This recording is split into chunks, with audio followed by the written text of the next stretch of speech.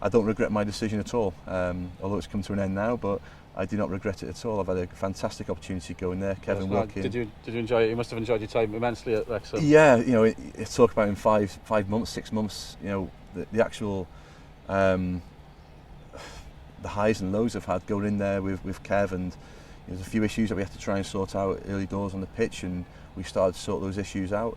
And when we were on the pitch, then we got to a Wembley final. We played Stoke in the third round, and I think we were 8 minutes away from the biggest cup upset in the FA Cup history. So I think that was my buy-in that day with the players in terms of producing the strategy and how we're going to play against Stoke, and showing the clips and what we're going to do and training that for the week leading up to that game. And I thought that's when my affinity with the players, they got my respect and I got their respect because of that. And it kicked on from there. We got to a Wembley final, and we've done fantastic to get to Wembley. And unfortunately, what happened at Wembley wasn't great, but that's when for me it became a bit more of a turmoil, because the manager leaving, Kevin Wilkin leaving, and they asked me to take the game for 3 to 5 games end of the time to the end of the season, and then bringing a coaching team around me to support me with Joey Jones, Andy Davis, Lee Jones, Michael Oates, etc., to support me with that. And I can't thank them enough for what they've done. And at the time when we took Wrexham on board, then we were 17th in the league at the time.